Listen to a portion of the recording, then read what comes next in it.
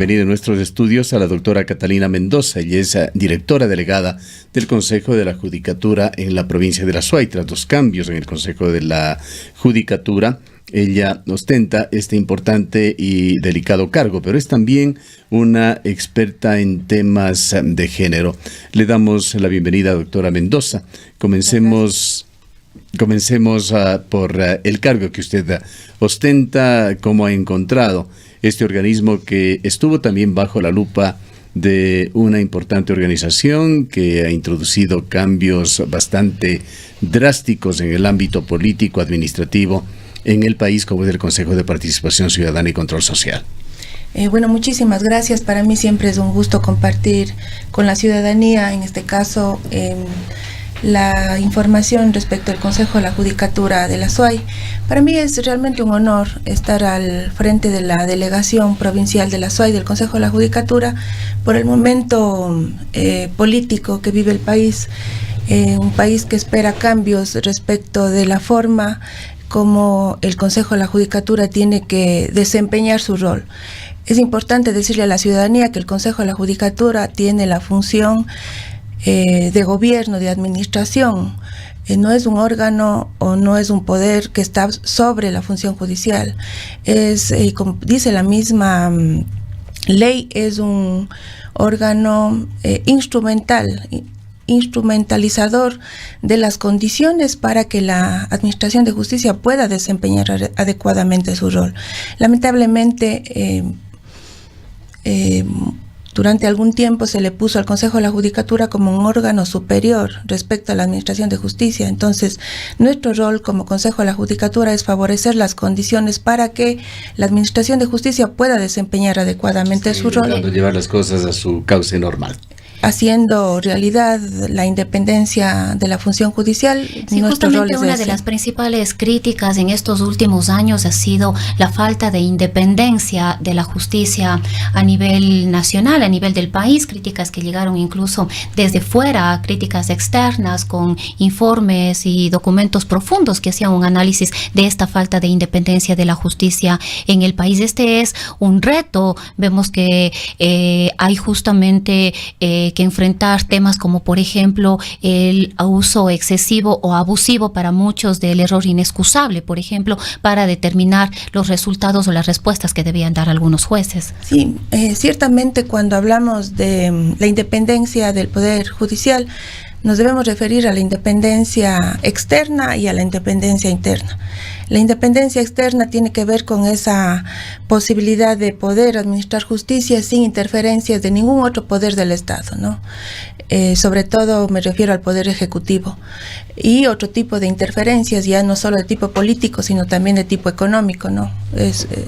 Pero también tenemos un rol que cumplir frente a la necesidad de garantizar la independencia interna, es decir, cuando hablamos del fuero interno del juez o de la jueza.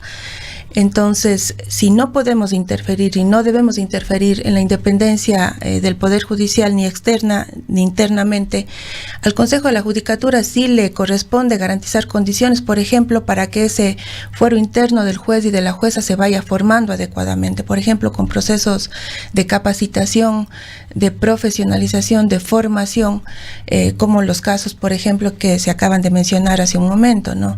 Es una prioridad para el Consejo de la Judicatura garantizar la formación de jueces y juezas expertos en la no violencia, en los principios que garantizan el respeto a la integridad física, psíquica y sexual de las víctimas, todo el derecho de las víctimas, ¿no? Y cómo la función judicial puede y debe garantizar condiciones para evitar la revictimización, entre otros aspectos.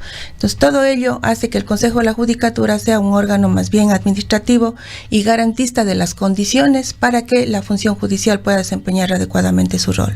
Doctora Mendoza, esta situación que le lleva a usted a dirigir este importante organismo en la ciudad de Cuenca se da en medio de una verdadera efervescencia en el debate en cuestiones de género, no solamente en la ciudad de Cuenca, en el país y diríamos que en el mundo occidental, sino en todo el mundo.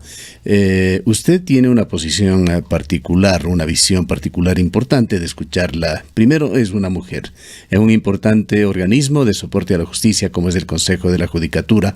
y es experta en temas de género. Creemos que la sociedad necesita luces, guía, liderazgos en este tema. ¿Cómo mira usted para hablar de cuestiones de cercanía, los casos que se están ventilando relacionados con este tema en la ciudad de Cuenca? Bueno, quisiera decir que previamente en el Consejo de la Judicatura estuvieron otras importantes profesionales, mujeres igualmente, ¿no? Recuerdo a Irene Pesantes, a la misma doctora Jenny Ochoa, que desempeñaron un rol importante al frente de la delegación provincial. Me parece a mí que los temas de género son fundamentales al momento de administrar justicia. La Constitución eleva la equidad de género como un derecho y como un principio que tiene que ser transversalizado. Hoy en día un juez o una jueza no puede estar ajeno a los temas de género, no puede estar ajeno a la discusión internacional de temáticas como el matrimonio igualitario, como la violencia sexual, todos los temas que en este grado el movimiento de mujeres ha puesto en el debate público. Entonces, un juez o una jueza tiene la misión delicada de administrar justicia a tono con las demandas sociales, con las demandas del movimiento social. El día de ayer tuve la oportunidad de recibir en mi despacho a un grupo de madres de familia que estaban participando también del plantón que se había convocado para las 10 de la mañana. Y lo hice con la mayor de las aperturas, porque el Consejo de la Judicatura tiene además que garantizar que esas condiciones permitan el acceso a la justicia de las víctimas, por ejemplo, de violencia sexual y violencia de género, que históricamente hemos sabido que han enfrentado barreras en el acceso a la justicia. Hoy en día no puede un fiscal o no puede la fiscalía no recibir la denuncia de oficio. Hoy en día un funcionario o una funcionaria pública no puede dejar de informar a las víctimas de delitos como estos, de cuáles son los mecanismos de reparación, cuáles son las instancias a las cuales pueden acudir para recibir asistencia, de cuáles son los pasos que van a tener que enfrentar al momento de una vez que se ha denunciado, ¿no? Las víctimas de delitos, en este caso de carácter sexual, tienen el derecho de contar con profesionales formados, especializados en temáticas como derechos humanos y género. Hoy en día la violencia sexual es un tema que nos está inquietando, que nos está preocupando a nivel nacional e internacional, y por lo tanto la respuesta de organismos que tienen y que deben administrar justicia no puede ser sino responder a los principios y derechos que tienen las víctimas de violencia de género. Ahora, doctora Mendoza, justamente la normativa jurídica, las leyes se construyen en coyunturas sociales, en coyunturas políticas, etcétera. Hoy, como decía Gustavo ya hace un momento, estamos debatiendo muchos temas que tienen que ver con necesidades urgentes, en este caso, de poblaciones y sectores vulnerables, como es el caso de las mujeres, los niños, las niñas y las adolescentes. Sin embargo, hay ciertos términos que han generado más de una preocupación y sobre todo polémica, y que van de la mano de la normativa jurídica, porque la problemática es justamente en qué medida se las incorpora o no se las incorpora. Uno de ellos es la ideología de género, o el enfoque de género, mejor dicho, que es lo que realmente debería decirse, de lo que realmente debería hablarse, no de una ideología de género. El tema de las nuevas masculinidades, el tema de la educación sexual, la responsabilidad o quienes deben o no tener la responsabilidad o la tutela de la educación sexual de nuestros niños, niñas y adolescentes. Me parece bien importante la base sobre la cual usted elabora la pregunta. Me parece sumamente importante. Es necesario decir que el derecho está conformado al menos por 3 componentes. Según Alda Facio, no solo el componente legal o el componente formal, el que es aprobado por la legislatura, es decir, el formal, la forma en la que se elaboran las leyes y se aprueban las leyes. Tiene otro componente el derecho, que es el estructural, es decir, cómo los operadores de justicia hacen realidad esa ley formalmente aprobada. Y un tercer componente, que es con el que usted empezó su pregunta, que es el político-cultural, cómo la ciudadanía participa activamente en la formulación del derecho y cómo la ciudadanía recibe esas decisiones que los jueces y las juezas toman al momento de aplicar el componente formal, normativo. Eso es bien importante. ¿Por qué me refiero a estos tres componentes? Porque el derecho muchas veces ha utilizado instituciones, términos que fueron formalmente adoptados, no obstante, esos han ido cayendo en desuso por la práctica social, por la historia que va modificando instituciones como la propia familia. Por lo tanto, si bien en algún momento la ley habló de que el matrimonio se constituye entre un hombre y una mujer, la familia que se quiere constituir a través del matrimonio no solo responde a esos parámetros y a esos patrones. Entonces, el movimiento social es la realidad social la que va arrancándole al derecho nuevas formulaciones y nuevas definiciones. Eso por un lado. Adicionalmente, me parece que términos como el enfoque de género, hace rato que ya fueron parte de las discusiones constitucionales, no solo en esta del 2008, en la propia Constitución de 1998, el enfoque de género ya fue planteado como una necesidad del Estado en cuanto a la formulación de políticas públicas, a la transversalización en cada una de las instituciones, y otros términos han sido parte ya de debates de larga data, ¿no? El tema de nuevas masculinidades no es un tema de hoy, es un tema de hace mucho tiempo. Yo creo que más bien ha sido también un componente de la realidad social que se reestructura, más bien de carácter más conservador, que se reestructura para hacer frente a las exigencias de cambios institucionales y sociales que se están planteando desde el enfoque de género. Ahora, cuando hablamos de ideología de género, es un término que también se ha venido usando. La ideología de género, a diferencia del enfoque de género, se utiliza cuando uno quiere hacer referencia, por ejemplo, a la forma de pensar, por ejemplo, de jueces y juezas al momento de decidir temas de género. Entonces, sí se usa el término o la expresión ideología de género cuando se hace referencia a las formas de pensar de diferentes operadores de justicia al momento de decidir. Ahora el término ideología de género se está utilizando peyorativamente por determinados grupos de carácter conservador para cuestionar la necesidad y la evidencia de los cambios sociales que se están dando al interior de la familia, de las familias, de las identidades de género, la expresión de género, de las orientaciones sexuales, etcétera. Me parece a mí que un término o debates que están desconociendo los adelantos desde el campo de las ciencias sociales, que son interesados también. Yo podría decir dos hipótesis. La una es el desconocimiento que nos puede pasar efectivamente, pero la otra también es una tendencia interesada en descalificar los avances que desde el movimiento social, desde el movimiento de las mujeres, se han ido dando para garantizar que, por ejemplo, el Estado contribuya adecuadamente desde la educación, por ejemplo, para educar en sexualidad, para educar en género. Ya estamos viendo que si bien las familias tienen este rol principal de cuidar y educar a sus hijos e hijas, no lo están haciendo necesariamente de forma cabal. El hecho de que un niño o una niña no identifique determinadas prácticas de adultos hacia ellos de carácter sexual como violencia sexual ya es una falencia de la educación que están brindando las familias ecuatorianas. El alto índice de embarazo adolescente, que como suelo decir, esconde más bien otros términos, ¿no? Decir embarazo adolescente en adolescentes de 14, de 12 años y de menos edad, lo que oculta es una realidad a la que hay que llamarle por su nombre. Eso se llama embarazo forzado, eso se llama violación, eso se llama violencia sexual.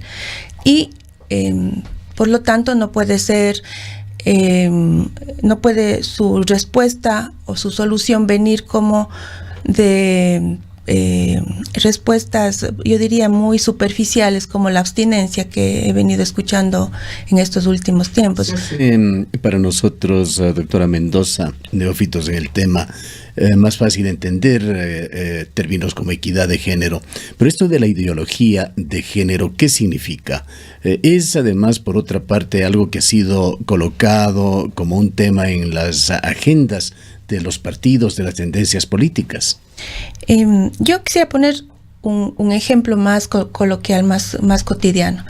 Nos referimos a ideología de género, por ejemplo, yo, porque estoy en el ámbito de la administración de justicia, cuando un juez o una jueza quiere resolver una temática, por ejemplo, en el orden de la familia, y asigna determinados roles, responsabilidades y espacios a la mujer, por ejemplo, que históricamente le han sido como... las tareas domésticas. Exactamente. Entonces, por ejemplo, de los hijos. Al referirse... Estereotipos tradicionales que asignan un papel al hombre, un papel a la mujer. Efectivamente. Cuando está pensando que al momento de decidir, el hombre tiene el único papel, por ejemplo, de llevar dinero a su hogar o ser el proveedor, y que la mujer podría ser la única cuidadora. Entonces, eso se llama ideología de género.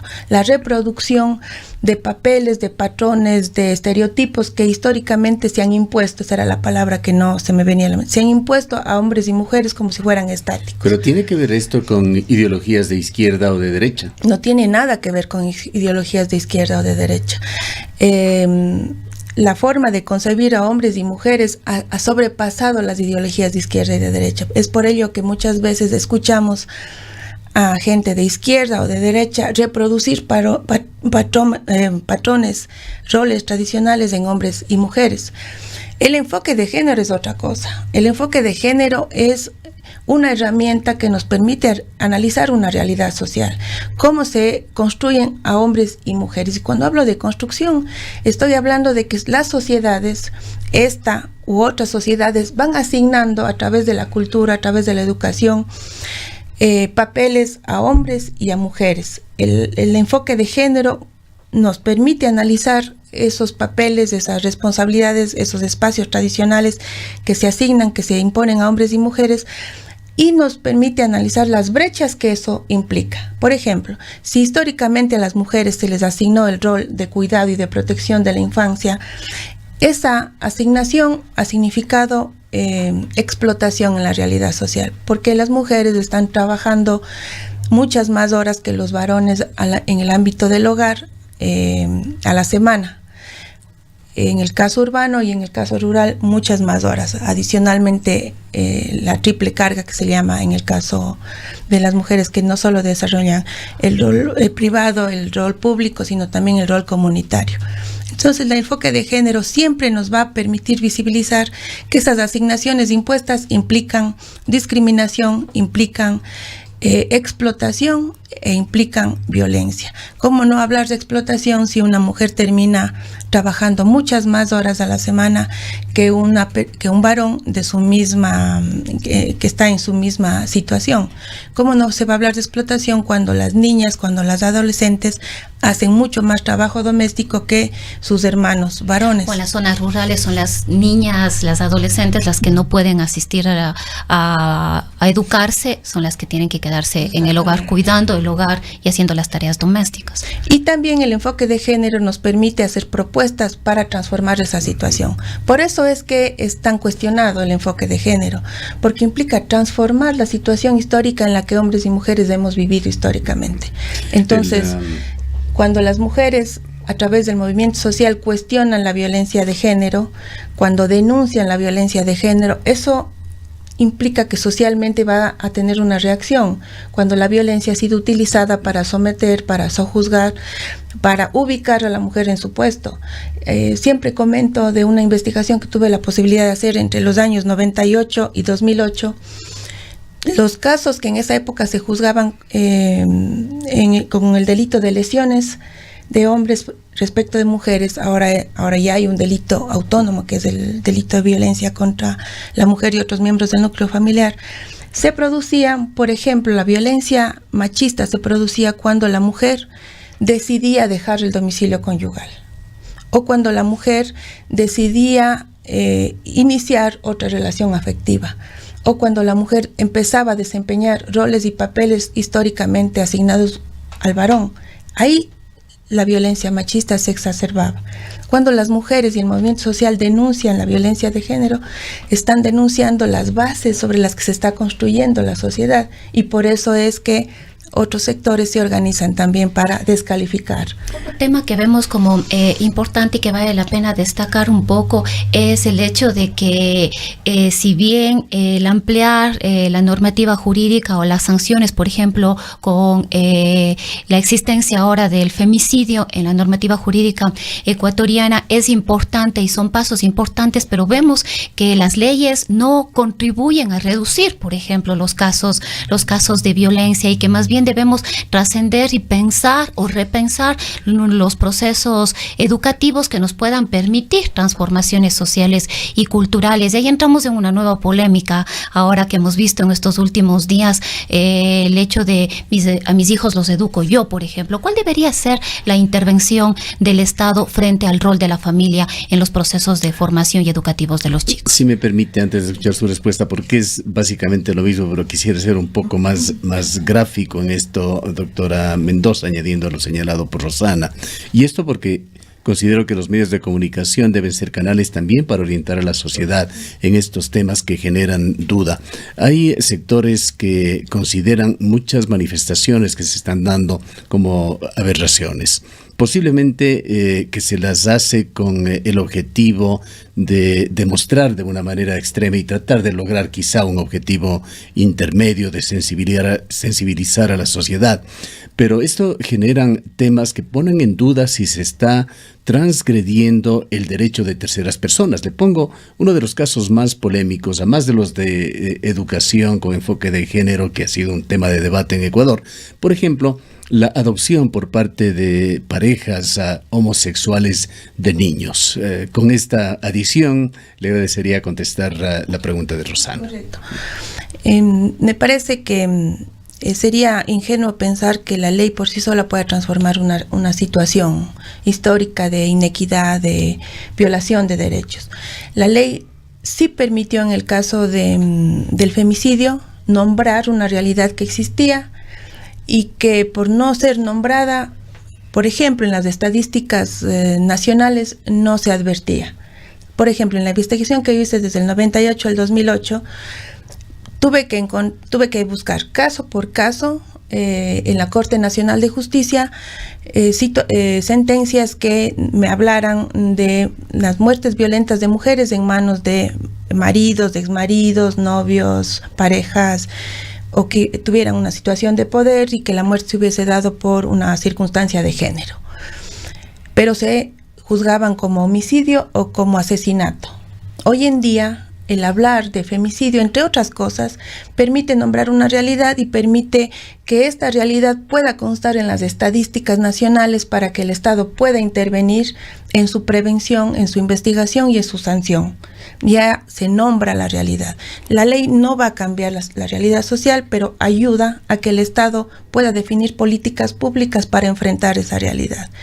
En el caso de la violencia sexual, que la voy a ligar a la educación sexual, nosotros tenemos una ley que data del año 2003, que es el Código de la Niñez y Adolescencia, que no logró tampoco transformar los patrones a través de los cuales nos relacionamos los adultos y los niños, el mundo adulto y la infancia y adolescencia, pero sí permitió estructurar un sistema nacional descentralizado que permita, por ejemplo, hacer que se denuncien los casos de violencia y que el Estado se articule para dar respuesta a los casos de violencia. Es penoso que, por ejemplo, cuando vemos las estadísticas en torno a violencia infantil, desde el año 2003 hasta ahora las estadísticas sean las mismas, no se modifiquen mayormente.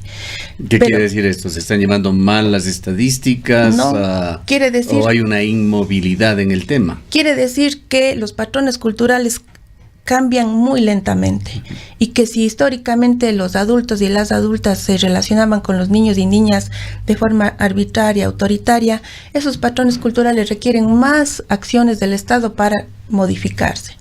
Lo mismo pasaría, pienso yo, con el reconocimiento de las familias diversas. Si históricamente nos enseñaron que la familia ideal es la familia constituida por mamá, papá e hijos, y que el matrimonio se funda entre un hombre y una mujer, va a ser muy difícil pero no imposible, que la realidad social reconozca otras formas de vivir en familia, igual de legítimas que las constituidas por un hombre y una mujer. Está en debate igualmente. Pero aquí es donde le he puesto la parte más delicada de la pregunta. ¿Son legítimas también para el niño o niña que se encuentra de por medio? Para la persona que es adoptada por una pareja, por no utilizar ningún término que pueda ser incluso mal interpretado por una pareja diferente al usual. Justamente el caso de Satia nos revela que son legítimas y que el derecho tiene que aprender a reconocerlas como legítimas. Y no solo el derecho, sino la comunidad, la sociedad, la ciudadanía, la realidad social. Cuando consideramos que hay una forma superior de familia, inmediatamente consideramos que otras formas que no se acomodan a ese modelo tienen algún riesgo para la vida de los niños. Las estadísticas de violencia nos dicen que los niños y niñas son violentados sexualmente al interior de familias heterosexuales. Es decir, ese modelo ideal no es que sea ideal para el ejercicio de los derechos de los niños. Las familias en sus diversos tipos ya son reconocidas en nuestra Constitución. No obstante, todavía el derecho se resiste a otorgarles toda la legitimidad posible, pero la realidad social nos aparentemente un panorama mucho más definido, diríamos, existe en el ámbito laboral, pues hay organizaciones como la OIT, Organización Internacional del Trabajo, que ya desde hace varios años ha tomado como un hecho, incluso ha tratado de dar luces, claridad en el tema de transversalización de la perspectiva de género relacionado con el trabajo, como una forma, una estrategia global para promover la igualdad entre los géneros. Sí, el trabajo, yo creo que hay, no solo en el ámbito del trabajo, en el ámbito del derecho de la familia, aunque se modifica más lentamente, en el ámbito del derecho penal, con el reconocimiento de los derechos de las víctimas de delitos sexuales, en varios ámbitos del derecho. Pero sí me interesaría decir que en el ámbito de la familia, cuando nos preguntan sobre la adopción de parejas del mismo sexo, nuestra respuesta va a depender del ideal que tengamos de familia. En mi caso personal, al estar convencida y ser desde hace muchos años una activista por los derechos de todos los seres humanos, incluidos de la diversidad sexual, considero que todas las familias en sus diversos tipos tienen la misma dignidad, la misma legitimidad, pero el derecho tiene que abrirse, desestructurarse para aprender a reconocer esa diversidad. Tengo además amigas y amigos que ya en la práctica, siendo parejas del mismo sexo, conviven con niños y niñas que se están educando, posiblemente con mayor tolerancia, posiblemente con mayor afinidad hacia el respeto a los derechos humanos de la diversidad sexual, entre otros derechos humanos. Por lo tanto, yo aspiro que en tiempo no muy lejano, ojalá el derecho permita o se abra y se desestructure para reconocer lo que en la realidad social ya existe. Culminemos este tema, doctora Mendoza, con una visión, una posición suya sobre este tema de la educación con enfoque de género que ha generado mucha discusión, mucho debate, incluso manifestaciones en el país. Está de por medio también una decisión que tomó la Corte Constitucional. Palabras más, palabras menos, no tenemos a la mano esta sentencia de la Corte, pero dejaba de alguna manera sentado de que los adolescentes tienen libre albedrío sobre su vida sexual, desplazando un poco la patria potestad de los padres en los menores de edad, por lo menos así lo entendimos. Y también la parte de la intervención del Estado en la educación de los hijos, igualmente en contraposición o en balance con esta función que tienen también las familias. Bueno, creo que la sentencia de la Corte Constitucional nos permite un interesante debate nacional. Posiblemente los términos con los que se ha expresado la Corte no fueron los más positivos, porque están equiparando... Faltó pulir la terminología. Sí, están equiparando opinión al rol que juegan los padres y madres de familia, y eso es lo que está inquietando, entre otras cosas, a algunas organizaciones de padres y madres de familia. No obstante, yo quisiera decir que la discusión se está llevando a un terreno y está desconociendo otros terrenos. Hace tiempo que los y las adolescentes están tomando decisiones en torno a la sexualidad. Hace mucho tiempo.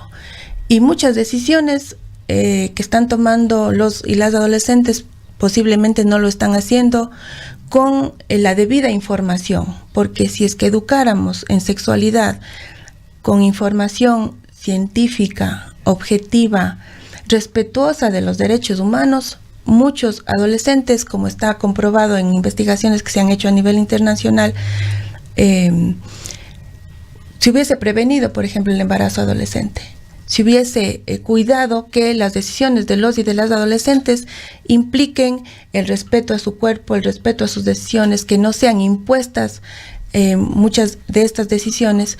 Me parece también que lo que está omitiendo el debate son los mecanismos a través de los cuales se tiene que educar. No se puede educar con la imposición, no se puede educar con el silencio. Este debate se ha realizado a lo largo y ancho del país, pero lo que yo veo es que los que menos han debatido son los propios adolescentes. Se han hecho foros, se han hecho entrevistas, se han hecho espacios de debate y de discusión en donde no están participando los y las adolescentes. Edson Seda, un jurista y pedagogo, dice que no solo los padres tienen una cuota de libertad y de autoridad. Edson Seda dice que también los y las adolescentes y los y las niñas tienen una cuota de libertad y de autoridad. Pensar que la autoridad la tienen únicamente los padres y las madres es vivir en un mundo adultocéntrico. El principio del interés superior del niño dice que padres y madres deben acompañar a que los niños, niñas y adolescentes ejerzan sus derechos. Y los derechos sexuales y reproductivos los tienen los niños, niñas y adolescentes no porque los haya dicho la Corte, sino porque la Constitución ya los reconoce. Lo que sí implica la educación sexual es saber que muchas de las decisiones no son tomadas autónomamente, son impuestas por adultos. Cuando estamos hablando de embarazo adolescente, eso es violencia sexual. Por lo tanto, tenemos que educar en sexualidad.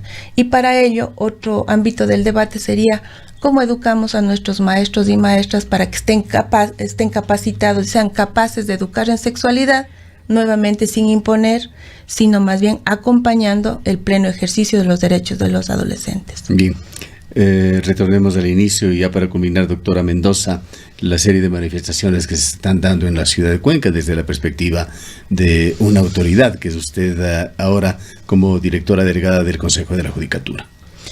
Bueno, me parece a mí que yo quisiera alentar a todas aquellas, sobre todo madres de familia, ¿no? Nuevamente son madres de familia las que están demandando administración de justicia.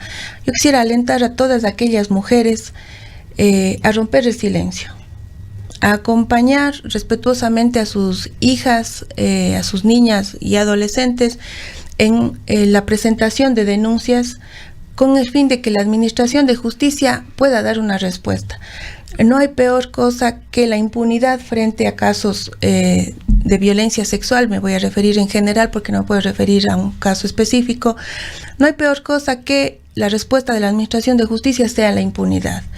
No hay peor respuesta que la administración de justicia le diga a una madre de familia, a un usuario de la administración de justicia, que no puede presentar una denuncia. No hay peor respuesta que hacerle regresar tantas veces a una persona para tomarle la versión. La administración de justicia y sus operadores y operadoras de justicia tienen el deber, primeramente, de recibir la denuncia, reducirla a escrito, si es que no se la trae por escrito, acompañar a la víctima, en este caso con información oportuna, con información clara, con información precisa. Esas son algunas de las cosas que la Administración de Justicia tiene que hacer. Y el Consejo de la Judicatura ha expresado el día de ayer al grupo de madres de familia que estuvieron en el plantón que se encuentra comprometida con hacer del principio de cero tolerancia a la violencia una práctica diaria de la Administración de Justicia.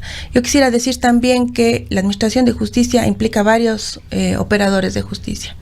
La Defensoría Pública, la Fiscalía, la Defensoría del Pueblo, la Policía Nacional, todos y todas estamos obligados en el cumplimiento de nuestras funciones a garantizar que ninguna víctima de violencia sexual sienta que se le pone una barrera para denunciar, una barrera para tener el derecho de probar, para alegar, para recibir asistencia oportuna, ser integrado en el programa de protección de víctimas y testigos si es el caso, y recibir luego una sentencia acorde a las demandas de reparación.